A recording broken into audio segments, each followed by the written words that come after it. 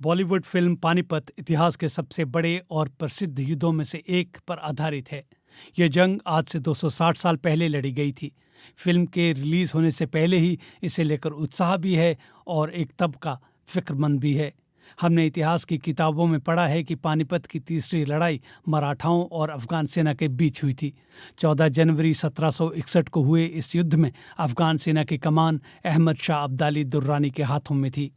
हिंदुस्तान की कई पीढ़ियां इस जंग का जिक्र आने पर रोमांचित होती रही हैं। इतिहासकारों में भी इस युद्ध को लेकर बहुत दिलचस्पी रही है।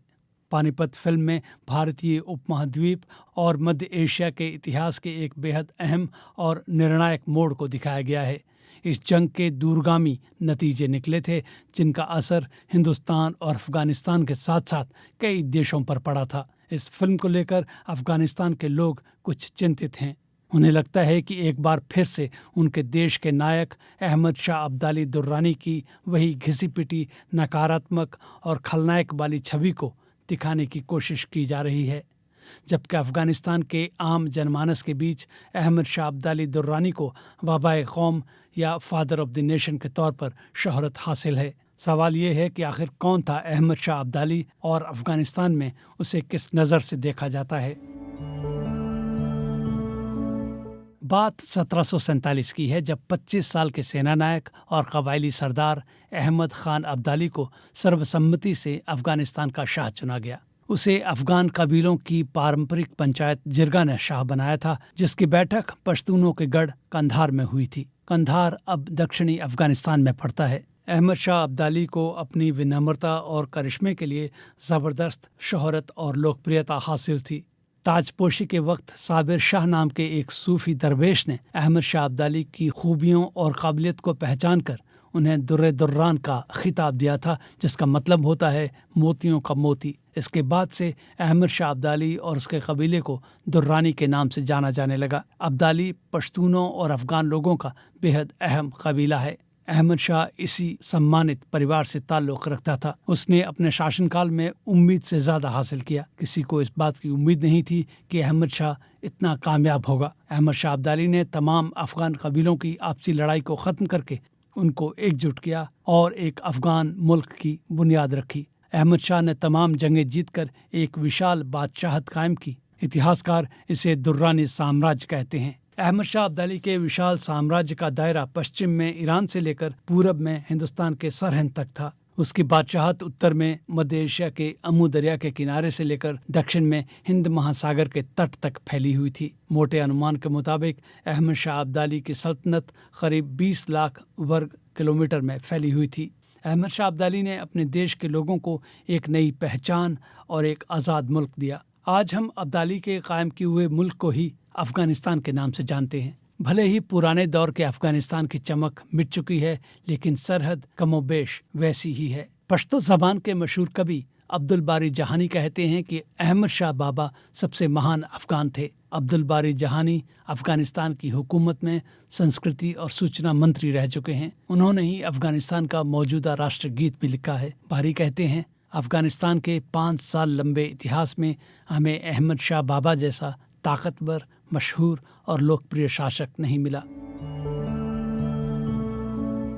अहमद शाह अब्दाली ने बादशाह बनने से पहले और बाद में कई निर्णायक लड़ाइयाँ जीती, लेकिन जनवरी 1761 में दिल्ली के पास पानीपत के मैदान में लड़ा गया युद्ध एक सेनापति और बादशाह के तौर पर अहमद शाह अब्दाली की ज़िंदगी की सबसे बड़ी जंग थी। ये वो दौर था जब एक तरफ मराठा और दूसरी तरफ अब्दाली दोनों ही अपनी बादशाहत का दायरा बढ़ाने में जुटे थे और ज़्यादा से ज़्यादा लोगों और इलाके को अपनी सल्तनत का हिस्सा बनाना चाहते थे।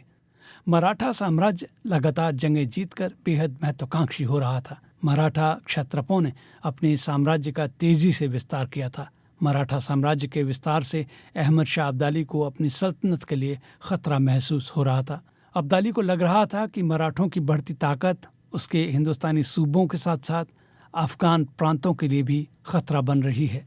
उत्तरी भारत के जो सूबे उस वक्त अब्दाली के साम्राज्य के हिस्सा थे, वो अब्दाली के नए अफगान साम्राज्य के लिए सामरिक तौर पर बेहद अहम थे। इसलिए आम अफगान नागरिक मानते हैं कि अहमद शाह अब्दाली के लिए पानीपत की तीसरी लड़ाई आत्मरक्षा के लिए जरूरी हो गई थी। अब्दाली के लिए इस जंग का मकसद अपने साम्राज्य के एक बहुत बड़े खतरे को दूर करना था, ताकि वो अपनी सल्तनत के साथ साथ अपने क्षेत्रीय साथियों की भी हिफाजत कर सके।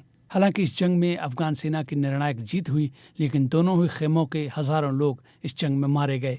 अफगानिस्तान के एक बड़े इलाके में आज भी इस जंग को मराठाई वहाल के नाम से याद किया जाता है। मराठाई वहाल का अर्थ है मराठों को शिकस्त देना। कंधार इलाके में आज भी पश्तो की ये कहावत मशहूर है। इस कहावत को आमतौर पर किसी की ताकत या उपलब्धियों को चुनौती देने या व्यंग करने के लिए इस्तेमाल किया जाता है। पश्तूनों के बीच आज भी आम बोलचाल में ये कहा जाता है कि तुम तो ऐसे दावे कर रहे हो जैसे तुमने मराठों को शिकस्त दे दी हो, या फिर सवालिया तरीके पर पूछा जाता है तुमने किस मराठा को हरा दिया। कुछ लोगों, खासतौर पर अफगानिस्तान के लोगों ने ये कहा है कि पानीपत फिल्म में अहमद शाह अब्दाली की नकारात्मक छवि पेश करने का असर भारत और अफगानिस्तान के दोस्ताना ताल्लुकात पर भी पड़ सकता है। इस फिल्म की वजह से दोनों देशों की जनता में एक दूसरे के प्रति नकारात्मक भाव पैदा होगा। पाकिस्तान ने तो अपनी एक बैलिस्टिक मिसाइल का नाम अहमद शाह अब्दाली के नाम पर रखा है। इसी वजह से कई जानकार ये भी कहते हैं कि फिल्म पानीपत में अहमद शाह अब्दाली दुरानी की नकारात्मक छवि पेश की गई तो पाकिस्तान इसका सियासी फायदा उठाने की कोशिश कर सकता है। फिल्म पानीपत के करीब 3 मिनट लंबे ट्रेलर में दिखी 3 तथ्यात्मक गलतियों ने इस चिंता को और भी बढ़ा दिया है। फिल्म पानीपत में अहमद शाह अब्दाली का किरदार 60 बरस के संजय दत्त ने निभाया है, जबकि 1761 में अहमद शाह अब्दाली की उम्र महज 38 साल थी। इसलिए अफगान बादशाह की उम्र और किरदार हकीकत से मेल नहीं खाते। फिल्म के ट्रेलर में 2 बार ये कहते हुए दिखाया गया है कि अहमद शाह अब्दाली 1 लाख फौजियों के साथ हमला करने आ रहा था, लेकिन इस जंग के चश्मदीद और इतिहासकारों के मुताबिक पानीपत की तीसरी लड़ाई में अफगानिस्तान की सेना 80,000 के करीब घुड़सवार और तोफखाने थी।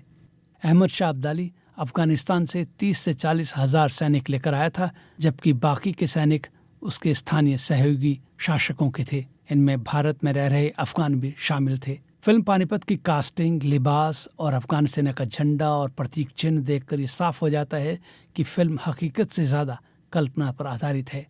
मसलन फिल्म के कुछ सीन में अहमद शाह अब्दाली को जो पगड़ी या साफा पहने दिखाया गया है वो ना तो पहले अफगान पहनावे का हिस्सा था और ना आज है। अपने 25 बरस के राज में अहमद शाह अब्दाली ने अपने मुल्क और अपने लोगों की तरक्की में बेशकीमती योगदान दिया।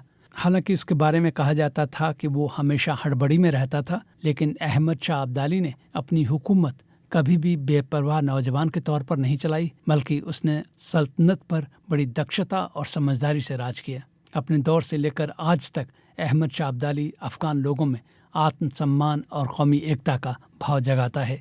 प्रसिद्ध भारतीय इतिहासकार गंडा सिंह ने अपनी किताब अहमद शाह दुर्रानी आधुनिक अफगानिस्तान के निर्माता में लिखा है, अहमद शाह अब्दाली सिर से लेकर पांव तक, शुरू से लेकर आखिर तक विशुद्ध रूप से एक अफगान था, जिसने अपनी पूरी जिंदगी मुल्क की बेहतरी के नाम कर दी। गंडा सिंह ने अपनी किताब में लिखा है, अहमद शाह अब्दाली आज भी आम अफगान लोगों के दिलों में जिंदा है।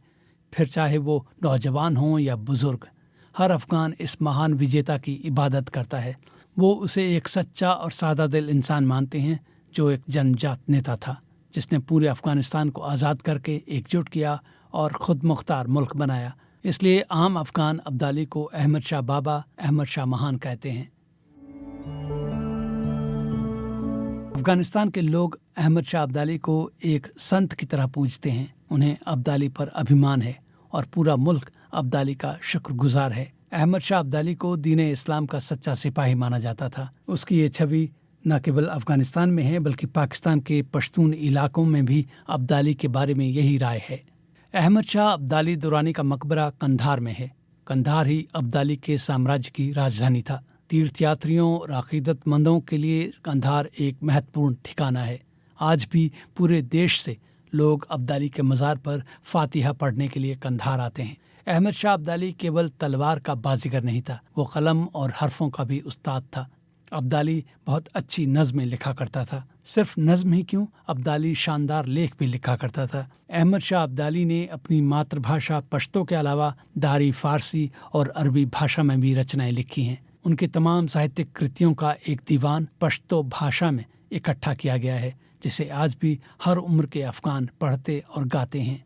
भारत में ब्रिटिश साम्राज्य से ताल्लुक़ रखने वाले एक इतिहासकार और नेता माउंट स्टार्ट एल्फिंस्टन ने 1808 में अफ़गानिस्तान का दौरा किया था। इसके बाद उन्होंने अपने इस सफ़र को एक किताब की शक्ल में बयान किया है, जिसका नाम है account of the kingdom of Kabul and its dependencies in Persia, Tartary and India. इसमें एल्फिंस्टन ने लिखा है कि अहमद शाह अब्दाली का जिक्र आमतौर पर दया और विनम्रता के दूत के तौर पर होता है। एल्फिंस्टन ने यह भी लिखा है कि अब्दाली की ख्वाहिश हमेशा ही एक संत बनने की रही थी। वो आध्यात्मिक रुझान वाले व्यक्ति थे और वो एक जन्मजात लेखक थे। लेकिन पानीपत फिल्म का ट्रेलर देखकर लगता है कि अहमद शाह अब्दाली एक क्रूर हत्यारा था जो बहुत आक्रामक था और हमेशा गुस्से में रहता था। ब्रिटिश भारतीय सेना के एक अधिकारी और भाषाविद हेनरी ओ रेवर्टी ने अहमद शाह अब्दाली के किरदार का वर्णन कुछ यूं किया है। वो एक बेहद काबिल शख्स थे। उनका धर्म और साहित्य का ज्ञान डॉक्टरेट के स्तर का था। अपनी एक नज़्म में अब्दाली ने लिखा है, ए अहमद, अगर लोगों को अपनी इबादत पर गुरूर है तो तू गरीबों की मदद करके उनकी इबादत हासिल कर। पानीपत की तीसरी लड़ाई में मराठों को शिकस्त देने के बाद अहमद शाह अब्दाली चाहता तो वो हिंदुस्तान में ही रुक जाता, लेकिन उसने कंधार वापस जाना बेहतर समझा ताकि अपनी सल्तनत की सरहदों को महफूज रख सके। वो अफ़गान साम्राज्य को अफ़गान कबीलों और संस्कृति की सरहदों के दायरे में ही सीमित रखना चाहता था। शायद यही वजह थी कि उसने अपने सबसे लोकप्रिय नज़मों में से एक में लिखा था, मैं दिल्ली के तख्त को भूल जाता हूँ जब मुझे अपनी खूबसूरत अफ़गान सरजमीन की पहाड़ियाँ याद आती हैं।